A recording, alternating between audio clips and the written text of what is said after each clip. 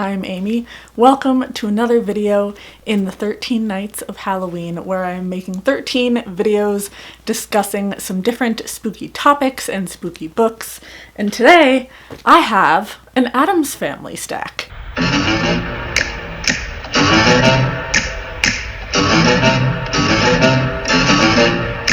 There are books for specific characters, and there are also books that just in general kind of give me Addams Family vibes. Like, I would recommend them to pretty much anyone in the Addams Family.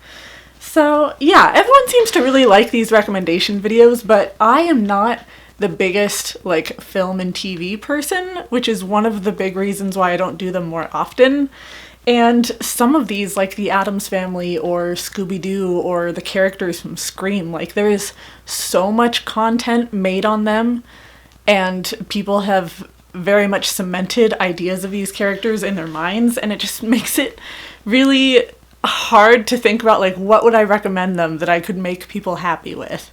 But anyways, getting off topic, this stack is already tipping over a little bit. Let's just start at the top of this, I guess.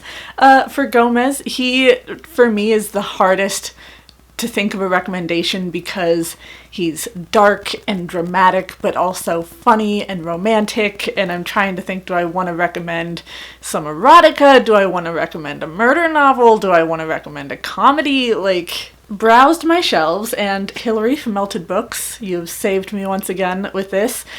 Hillary gifted this to me a couple of years ago. This is Fangs by Sarah Anderson.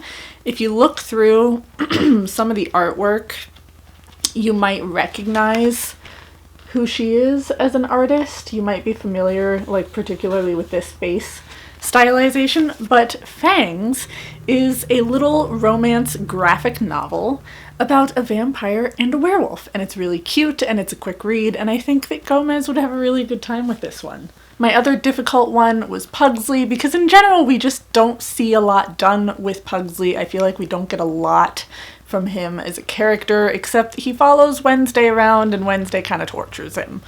And it's been a while since I've seen the cartoons. Like, I haven't watched the cartoons since I was a kid, so I can't really speak to his characterization in those. But in general, I think I would recommend Caitlin Doty's Will My Cat Eat My Eyeballs?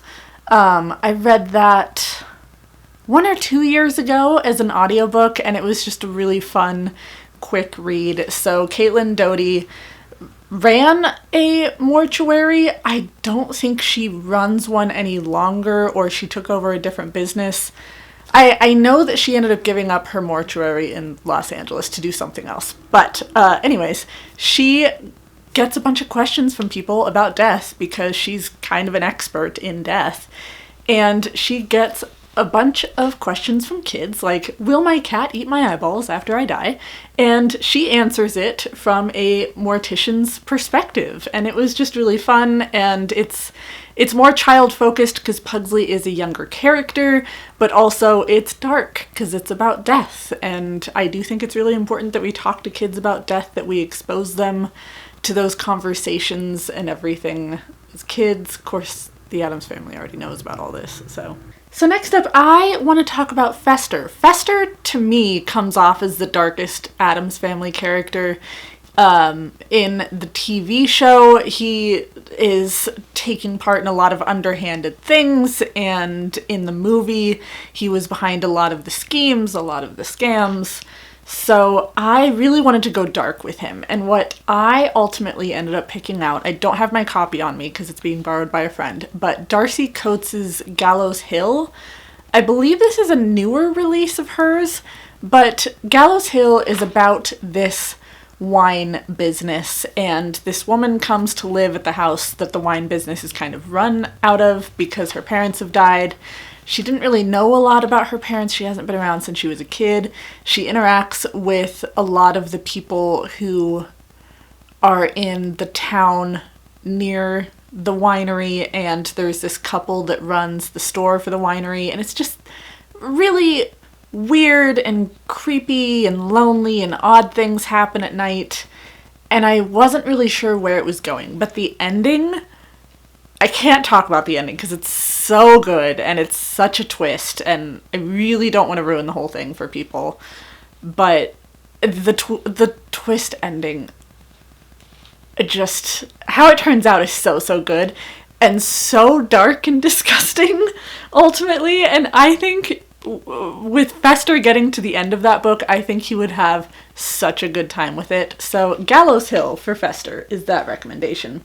Next, for Morticia, I would recommend A House with Good Bones. Now, Cleopatra, chew your burgers. Don't gulp them. So this is a haunted house novel. The Addams family, of course, lives in a very much kind of haunted looking, creepy house. It's 0001 Cemetery Lane or 1313 Cemetery Lane, depending on the media that you consume.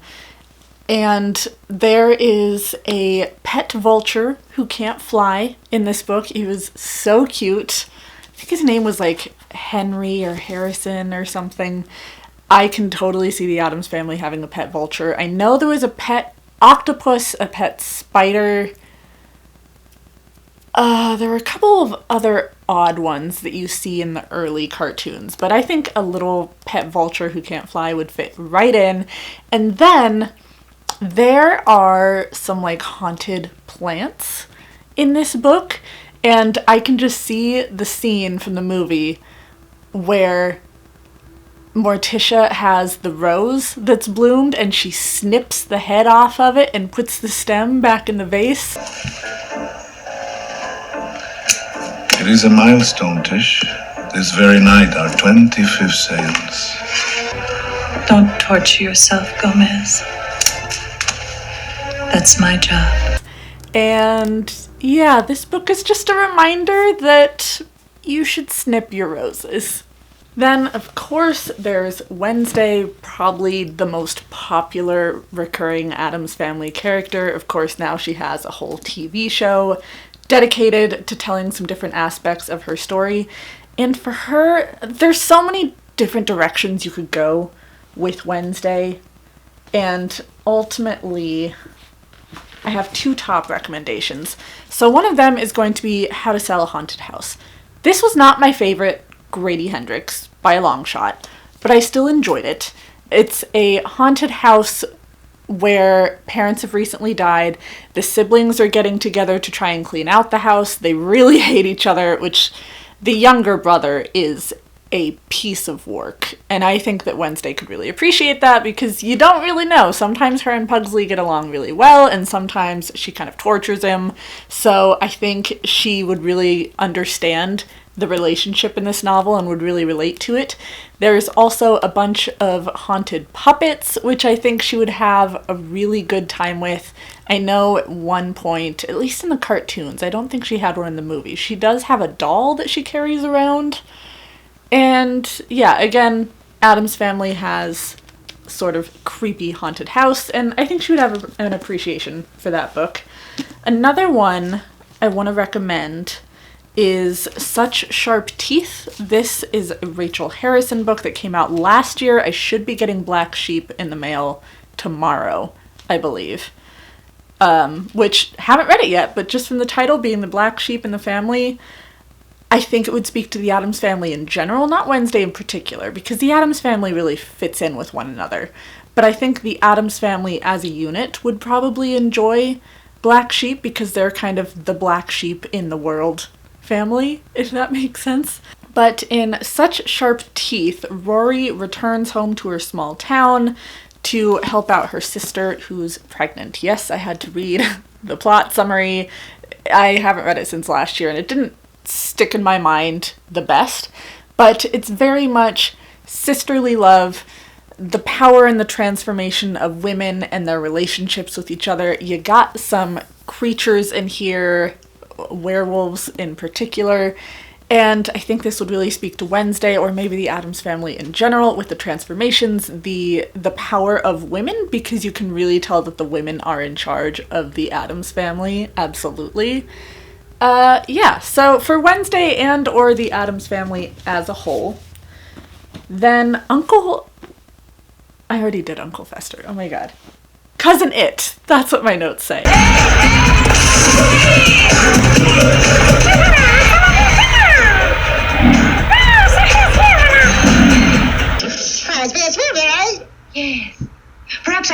head examined. Cousin It has always been one of my favorite side Addams Family characters. Like, he's just this long kind of broom of hair. He's not really a ball of hair because he's got very shiny, straight, well cared for hair. And you've got the glasses and the hat. And I love Cousin It. He's such a thing, not a thing. I don't have a recommendation for Thing. I don't know what to do for a hand. He's got all sorts of personality. But I'm getting off track here. Cousin It. All you have to do is get used to his accent.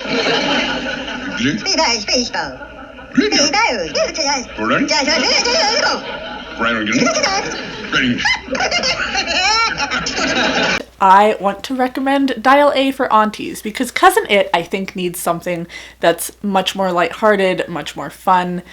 I see him as kind of the party animal of the family who wants to get out and see people and party and have a good time and go to the ball. But also, he is part of the Addams Family. So Dial A for Aunties, you are following a family of, not a family of wedding planners, but a family of wedding business people. So the daughter, I believe, does the photography, and you have one of the aunts does the cakes, and one of the aunts does the planning, and they just run a wedding business together as a family. And the daughter ends up accidentally killing a man, and they are trying to manage this really big wedding event while also trying to manage hiding this dead body. And it's hilarious and a good time, but also it's about murder. So I think Cousin It would have an amazing time with this book.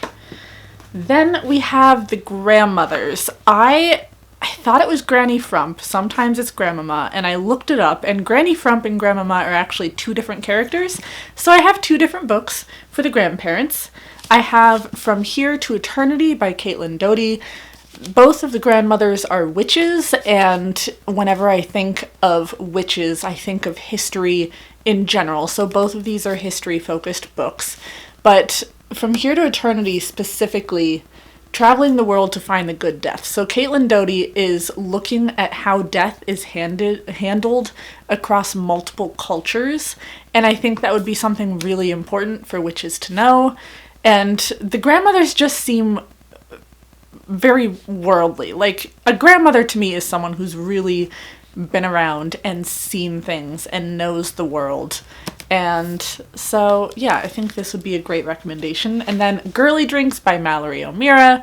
Have not actually read this yet, and I need to, and my plan is to read it this year. But this is a history of women and their role in alcohol. And again, I think the grandmothers would have a really good time with this.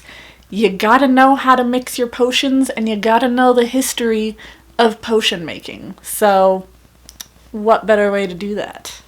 I did not recommend anything for Thing. I thought about it, and I thought about it, and I looked around, and I just don't even know where to begin. He doesn't have eyes or ears, so it's hard to recommend a physical book or an audiobook, though clearly he can understand written language as we see throughout the movies. I don't really know what his taste is. He's just kind of, he's like a family friend and also sometimes like a family pet. And I mean, anything I would recommend for the Addams Family in general, or the Addams Family characters specifically, I would recommend for Thing. So maybe this whole thing is a Thing recommendation video. But lastly, I would like to recommend a book to Lurch, and that is The Hunger by Alma Katsu. Lurch is another character that we don't really see a lot from. He's kind of in the background, but he's always there. And he's very Frankenstein-esque to me. He's a very slow character, though also very caring. And whenever I was thinking about Lurch, The Hunger caught my eye because it is a very slow burn novel. I think it speaks to that slowness of Lurch, but just because it is a slow burn doesn't mean that it's not powerful. This is following the Donner Party. If you know anything about your Donner Party history, they are famous for cannibalization. And this book gives like a supernatural twist to it. It brings in that horror that really fits in for the Addams Family. And you have this whole cast of characters that are kind of turning on each other as the journey goes along, as living gets harder in their travel from one place to the next, and people start disappearing, and it starts getting colder, and they're trying to figure out how to survive. And the slow burn wonderfulness that is this book just gave me Lurch vibes. One last book recommendation I have is for the Addams Family in general. This is not my favorite haunted house book, but it is one of my favorite haunted house premises, and that would be The Invited. This is following Helen and Nate, so they have decided to move and build their own house. And that was really interesting to me initially because growing up, my parents decided to build their own house in the country. But the main character, as they're building, she goes into the town and looks through the antique store and finds these items that really speak to her because she likes to do a lot of thrifting, a lot of antiquing, and she uses these items she finds while building and decorating the house. Well, turns out the items she's picking up are haunted and have their own history and their own story. So this book is essentially about building your haunted house, and I think the Addams Family would have a really excellent time with this. So yeah, that is going to be my Addams Family book stack. We've got quite the selection physically, as well as a couple of books that I have to pop in and editing. But yes, I hope you enjoyed this. Please let me know down below what books you would recommend to the Addams Family, what books you think I should pick up so I can recommend them to the Addams Family. Please like, subscribe, be my friend on social media, and I will see all of you tomorrow for another night in the 13 Nights of Halloween. Bye, friends.